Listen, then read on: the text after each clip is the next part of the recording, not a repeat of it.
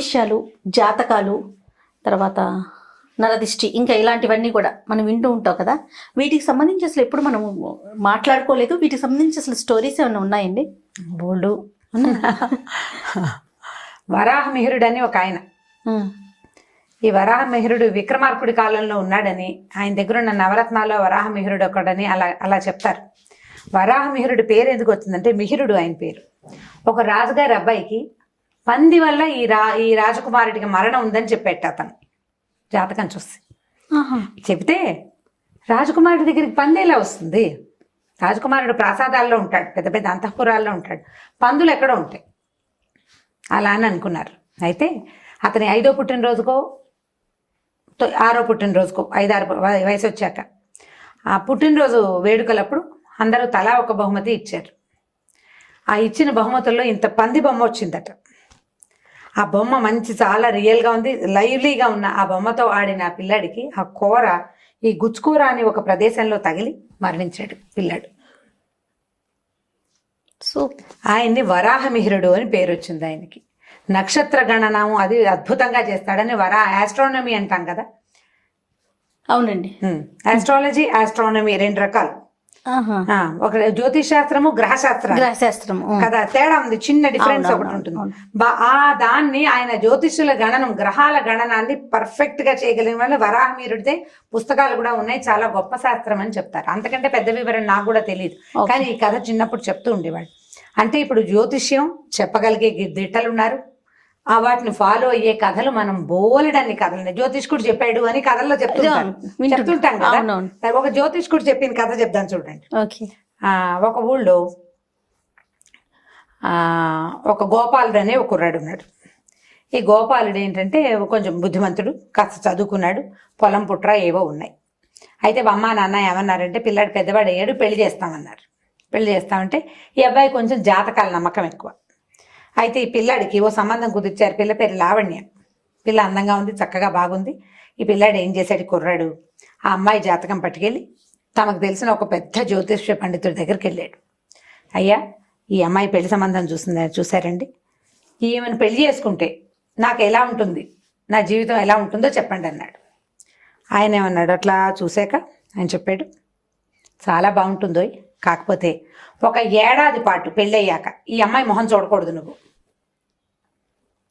ఈ అమ్మాయిని పెళ్లి చేసుకుంటే ఈ అమ్మాయిని అమ్మ అని పిలవాలి, ఆమె చెప్పులు మొయ్యాలి నువ్వు. నీకు రాజయోగం పడుతుంది ఈ పిల్లని చేసుకుంటే. దీనికి ఇదంతా జరగాలంటే, ఈ రాజయోగం పట్టాలంటే మొదటిది ఇందులో ఉన్న దోషం ఏమిటి, నువ్వు అమ్మాయిని అమ్మ అని పిలవాల్సి వస్తుంది, చెప్పులు మొయ్యాల్సి వస్తుంది. కానీ ఇందులో ప్లస్ పాయింట్ ఏంటంటే నీకు రాజయోగం పడుతుంది ఈ అమ్మాయి వల్ల. ఈ 2 జరగాలంటే నీ పెళ్ళైన దగ్గర నుంచి ఏడాది దాకా ఈ అమ్మాయి మొహం చూడకూడదు నువ్వు. ఆమె నీతో మీ ఇంట్లోనే ఉండాలి, కానీ నువ్వు అమ్మాయి మొహం చూడకూడదు. అప్పుడే నీకు రాజయోగం పడుతుంది అని చెప్పాడు. భార్య మొహం చూడకూడదు అంటే ఏమిటి, భార్యాభర్తలు సన్నిహితంగా ఉండకూడదు, ఆ అమ్మాయి వచ్చిన అన్నం పెడితే వాడు తినకూడదు, మంచినీళ్ళు ఇస్తే తాకూడదు, ఇలా చేయాలన్నాడు. కానీ రాజయోగం పడుతుందని చెప్పాడు చూడు. ఇవి 2 విరుద్ధమైన భావాలు కలిగి ఉన్నప్పటికీ వీడికి అది నచ్చింది. రాజయోగం పడుతుంది అంటే ఇది ఉందన్నమాట.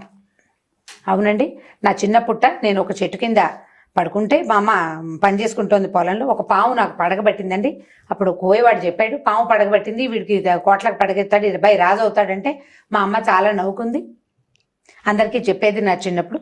అంటే రాజయోగం ఉందన్నమాట నా జాతకంలో, ఈ అమ్మాయిని చేసుకుంటే కలుగుతుంది అనమాట. కాబట్టి ఈ అందగతిని చేసుకోవాల్సిందేనని ఆ పిల్లని పెళ్లి చేసుకున్నాడు.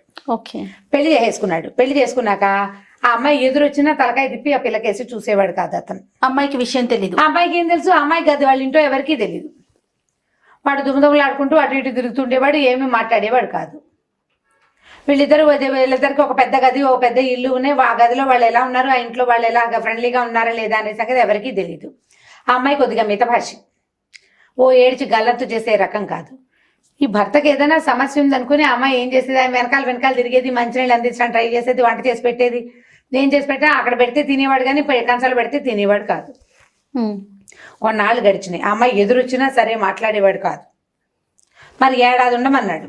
ఇంతలో క్రమంగా ఇతనికి ఏమనిపించింది, ఈ పిల్ల బుద్ధిమంతురాలు, నేను సరిగ్గా ఉండకపోయినా కూడా ఇది ఎవరికీ చెప్పకుండా నాతో బాగా ఉండడానికి, ఫ్రెండ్లీగా ఉండడానికి ట్రై చేస్తోంది. ఇక్కడే ఉంటే ఏదైనా ఇబ్బంది వస్తుంది, నా రాజయోగం పోతుందేమో. కాబట్టి ఏం చేయాలనుకున్నాడు, ఇంట్లో నుంచి వెళ్ళిపోయాడు. సంవత్సరం తర్వాత వద్దాం అనుకున్నాడు. ఏడాది తర్వాత వస్తే రాజయోగం దాన్ని పట్టుకున్నాడు వాడు ఆ పాయింట్ని. మన దగ్గర కూడా అలా మూర్ఖులు ఉన్నారు. ఏడాది తర్వాత నేను లక్షాధికారిని అవుతారని ఓ సినిమా కూడా చూసాం మనం. అవునండి. అక్కడి నుంచి ఏమైంది, ఈ అమ్మాయి కాస్త ఇదేమిటి అమ్మ అందరూ పిల్లని తిట్టారు. పెళ్ళి 6 నెలలు అయ్యేసరికల్లా నీ మొగుడు ఇల్లు వదిలిపెట్టిపోయాడంటే నువ్వు ఎంత రాచి రంపాన్ని పెట్టావో, చూడడానికి అమ్మాయి బాగానే ఉంటుంది, నంగనచ్చిలాగా వాడిని ఏదో చేసిందని అందరూ తిట్టేవారు. ఆ పిల్ల ఏడుపు మొహం పెట్టుకుని ఉండేది, ఏం చేయాలో తెలియదు. ఇంతలో ఏమైందంటే ఆ ఊళ్ళో వానలు పడ్డం మానేసినాయి, వర్షాలు లేవు, మెల్లిగా కాటకం, అకాలమైన, అంటే అకాలం అని కూడా దాన్ని ఏమనాలి, క్షామం అంటారు. నీళ్లు రావు, వాన లేదు ఎక్కడి నుంచి. పైనుంచి వచ్చే ఒక నది ఆగిపోయింది. అయితే ఏమైంది, బాగా ఆ ఊరు రాజుగారు చాలా ప్రయత్నాలు చేసి ఆ సిద్ధాంతిని ఈ సిద్ధాంతిని పిలిస్తే, ఎక్కడో కాశ్మీర్ నుంచి వచ్చిన ఒక సిద్ధాంతి ఈ చుట్టుపక్కల ఉన్న జలపాతాలు అవన్నిటిని పరిశీలించి, ఈ పైనున్న ఒక జలపాతంలో చాలా నీరుంది, కానీ అక్కడ ఒక బండలు అడ్డున్నాయి. దానికి ఏమిటంటే, పెళ్ళయ్యి బ్రహ్మచారిగా ఉన్న పిల్ల ఎవరైనా వెళ్ళి గనక ఆ బండల్ని ముట్టుకుంటే అందులోంచి నీళ్ళు వస్తాయి, అక్కడ ఒక పవిత్రమైన ప్లేస్ ఉంది, ఆవిడకి బ్రహ్మచారిని అనే అమ్మవారు ఉంది అక్కడ, అలాంటి పిల్ల ఎవరైనా కనపడాలి అని చెప్పాడు. ఇవన్నీ ఇంత విచిత్రమైన విషయాలే. సరే ఏమైంది, ఊరంతా చాటింపేశారు. కొత్తగా పెళ్ళైన వాళ్ళందరూ కడుపుతో ఉన్న వాళ్ళు, పిల్లల్ని కన్న వాళ్ళే ఉన్నారు ఆ ఊళ్ళో. ఈ పిల్ల ఏం చేసింది, మిగిలిన వాళ్ళు ఎవరికి తెలియదు, కానీ అమ్మాయికి తెలుసు కదా, భర్త తన మొహం కూడా చూడకుండా ఉన్నాడు. రాజుగారి దగ్గరికి వెళ్ళింది. మీరు చెప్పిన పరిస్థితి నా దగ్గరే ఉందండి, నా భర్త అసలు నాతో మాట్లాడలేదు ఎప్పుడు, ఆయనేమో ఊరు వదిలిపెట్టి పోయాడు, పోనీ ప్రజలకైనా ఉపయోగపడతాను అంటే, అమ్మ అక్కడ ఏమైనా ప్రమాదం ఉందేమో, నువ్వు పైకి వెళ్ళాక, ఆ కొండ మీదకి వెళ్ళాక అక్కడున్న అమ్మవారి యక్షినో ఇంకోటో నిన్ను అమాంతం మింగేస్తే ఏ భూతం, మింగేస్తే మింగేనియండి బాబు, ప్రజలైనా మంచినీళ్ళకి అవస్థపడకుండా ఉంటారు, నీళ్ళకి చాలా బాధపడుతున్నాం కదా, ఏది జరిగినా పర్వాలా, ఆ జలపాతం వచ్చి నా మీద పడినా పర్వాలేదు, ప్రజలకు మేలైనా జరుగుతుంది, నా జీవితం ఎలాగో వృధా అయిపోయింది అని అమ్మాయి ఒప్పుకుంది. ఆయన ఏమన్నాడంటే, నువ్వు బతికి బయటకు వచ్చి మామూలుగా వస్తే అర్ధరాజ్యం ఇస్తా నీకు అని చెప్పాడు. చెప్పేసరికల్లా ఈ అమ్మాయి లావణ్య ఏం చేసింది, గుళ్ళో ఏదో అమ్మవారికి దండం పెట్టుకుని మెల్లిగా కొండెక్కి నడుచుకుంటూ పోయింది అక్కడ దాకా.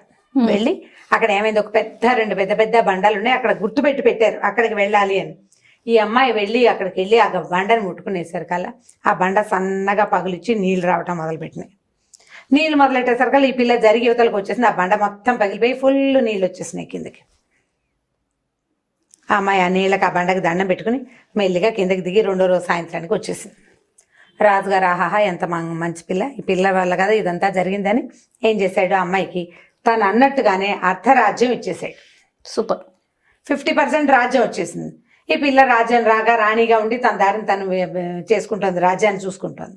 కొన్నాళ్ళ తర్వాత ఏమైంది, ఇప్పుడు భర్త 6 నెలల క్రితం వెళ్ళిపోయాడు, ఈ 6 నెలలు గడిచింది. ఈవిడ ఒక రోజు గుళ్ళోకి వెళ్ళి రథం మీద వస్తుంటే కాళ్ళు అరికాలు దొరదబెట్టి కాస్త ఒక కాలు తాటించి ఇట్లా కదపోయింది. మనం కాలు దొరదబెడితే ఏం చేస్తాం, అదే చేస్తాం. చెప్పు జారి కింద పడింది రథంలో నుంచి. ఆ దారైపోతున్న ఒక బిచ్చగాడు ఆ చెప్పు తీసి, అమ్మా మీ చెప్పు జారిపోయిందని అందించాడు. అందించేసరికి ఈ బిచ్చగాడిని చూస్తే పాత బట్టలు, బాగా నలిగిపోయి మాసిపోయిన గడ్డం, చింకి గుడ్డలు. ఈ చెయ్యి అందిస్తున్నప్పుడు ఆ చేతి మీద ఒక చిన్న పచ్చబొట్టు ఉంది, ఆ భర్తని గుర్తుపెట్టింది ఆ అమ్మాయి. ఈ చెప్పు అందించిన వాడు అమ్మాయి మొగుడు. ఓకే. ముందు జ్యోతిష్కుడు ఏం చెప్పాడు, నువ్వు అమ్మ అని పిలవాలి, చెప్పు అందించాలి, అమ్మాయి చెప్పు మొయ్యాలి, నువ్వు మోస్తేనే నీకు రాజ్యం వస్తుంది అన్నాడు. అమ్మ మీ చెప్పు జారిపోయిందని ఇచ్చేసరికల్లా ఈవిడ భర్తని పచ్చబొట్టుతోటి గుర్తుపట్టి ఆ సారథిని ఇతని బండెక్కించుకో అని చెప్పింది. అతను బండెక్కించుకున్నాక వెళ్ళాక అప్పుడు ఈ భర్తని ఏం ఫలానా అని అమ్మాయికి భర్తకి తెలియజేసింది. అప్పుడు ఆ భర్త కూడా తనకి ఈ మాట చెప్పిన జ్యోతిష్కుడు చెప్పిన మాట, తను ఎందుకు అమ్మాయితో సజావుగా లేడు అనే దాని మీద ఒక ఫుల్ క్లారిటీ ఇచ్చాడు. ఆ జ్యోతిష్కుని కూడా పిలిపించారు. ఆయన నేను చెప్పాను జాతకంలో ఇది ఉంది అందుకే చెప్పానని చెప్పాడు. తర్వాత ఈ అబ్బాయి రాణిగారి భర్త ఏమవుతాడు, రాజు అవుతాడు. ఆటోమేటిక్గా వీడికి రాజయోగం వచ్చేసింది, రాజు అయిపోయాడు. ఇప్పుడు జ్యోతిష్యం నిజమైనట్టా కాదా? ఖచ్చితంగా అవును కదా. సిద్ధాంత్ చెప్పాడు, ఇలా బ్రహ్మచారిగా ఉన్న ఒక పిల్ల కనుక పైకి వెళ్ళి ముట్టుకుంటే నీళ్లు పడతాయి, నీళ్ళు వచ్చినాయి కదా. సో అది కూడా కరెక్ట్. ఇప్పుడు శాస్త్రం ఎప్పుడూ తప్పు కాదు. ఒకవేళ ఏదైనా తప్పు అయితే చెప్పేవాడిది తప్పు. మనకి ఆ జ్యోతిష్యం చెప్పిన వాడు సరైన వాడు కాదు, వాడికి రాదు, వాడు చదువుకోలేదు, వాళ్ళకి మోసం చేసే ప్రవృత్తి ఉంది అని చేత మనం మోసపోతాం. కానీ శాస్త్రం ఖచ్చితంగా నిజంగా ఉంది, ఎందుకంటే జ్యోతిష్యం వేదం నుంచి వచ్చింది, అవును. అందులో ఎలాంటి డౌటు లేదు. రకరకాలు వస్తాయి కదా, మనం అర్థం చేసుకునే విధానమే మనకి మనం ఈ జ్యోతిష్యానికి మనకి మధ్యలో మనం తెలుసుకోవాలి. ఎక్కడి నుంచి? జ్యోతిష్యం నుంచి తెలుసుకోవాలి. మధ్యలో ఒక మనిషి కావాలి మనకి. ఈ మనిషి సరైన వాడైతే మనకి సరైన ఇది వస్తుంది, ఇన్ఫర్మేషన్ వస్తుంది. సరైన వాడు కాదు, వాడు మోసగాడ అనుకోండి, మోసపోతాం మనం. ఇప్పుడు మన శాస్త్రాన్ని తప్పుపడితే ఎట్లా? వ్యక్తుల్ని తప్పుపట్టాలి. మన సెలక్షన్ లో ఉంది, అది కూడా మన అదృష్టమే. అంతే అంతే. రైట్. చాలా బాగుంది రమ్మగారు. ఇంకొక వీడియోతో మళ్ళీ కలుద్దాం. ఓకే జయ. ఈ వీడియో కనుక మీకు నచ్చినట్లయితే లైక్ చేయండి, షేర్ చేయండి. మరిన్ని వీడియోస్